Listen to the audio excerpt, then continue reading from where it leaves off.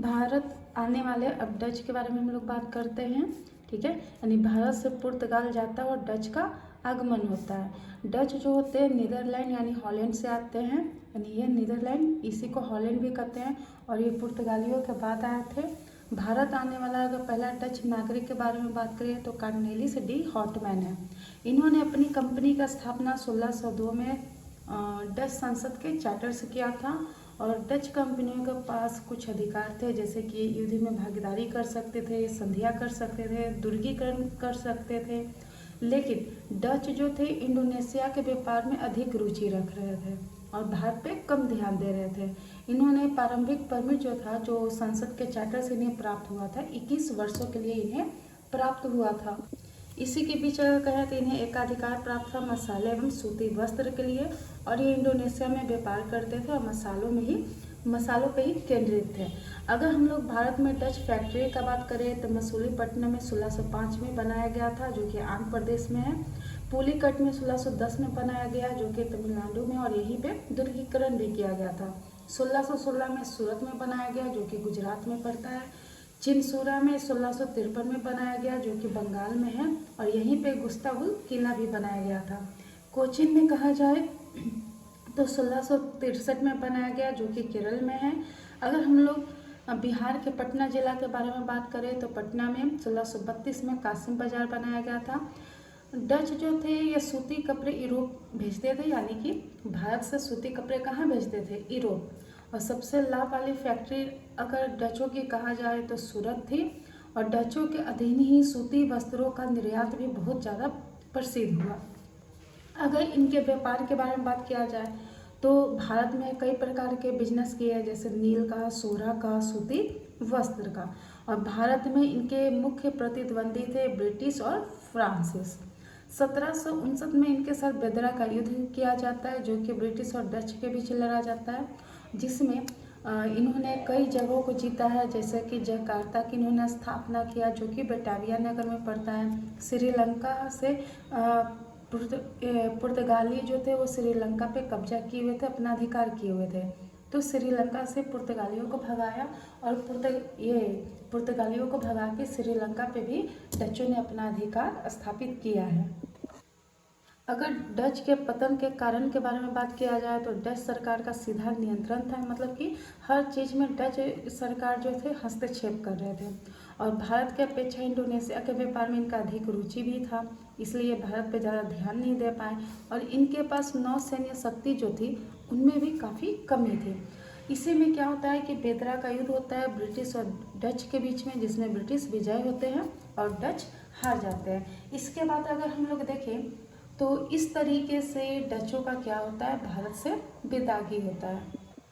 इसके बाद अगर बात हम लोग करें ब्रिटिश, जो कि भारत में सबसे पावरफुल बन के उभरा था, तो प्रथम ये ब्रिटिश नागरिक हमारे यहाँ आता है जॉन मिल्टन हॉल, जो कि 1599 में आता है, और ये सबसे योजनाबद्ध एवं शक्तिशाली, ठीक है, इनका एक तरीके से कहा जाए तो ये सबसे पावरफुल ब्रिटिश ही होते हैं।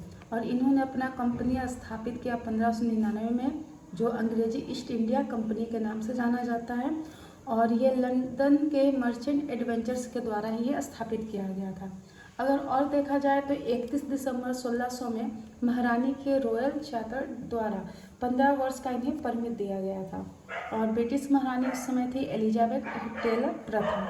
1609 में कहा जाए तो जेम्स प्रथम ने कंपनी को अनिश्चित काल के लिए अनुमति दे दी, क्या लाइफ टाइम के लिए क्या कर सकते हैं, वहाँ पे व्यापार कर सकते हैं।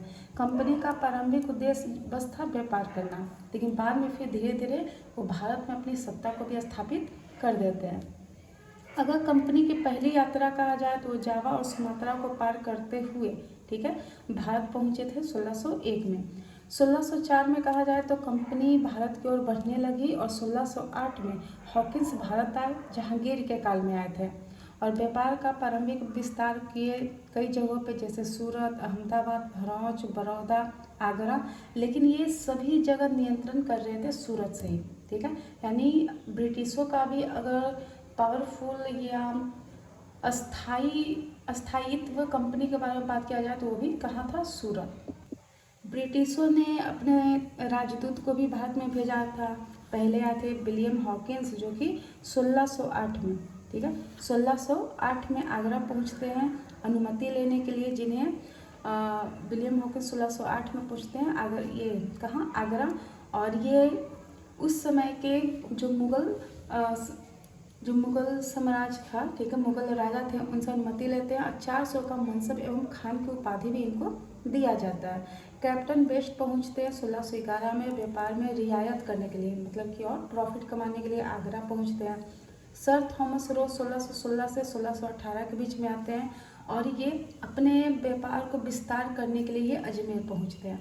इसके बाद अगर देखा जाए तो कई प्रकार के ब्रिटिश कारखाने भी बनाए गए हैं, ठीक है, भारत में कई प्रकार के ब्रिटिश कारखाने भी बनाए गए हैं, जैसे दक्षिण भारत में मसूलीपट्टनम बनाया गया एंड पेटापुल्ली, जो कि 1611 में।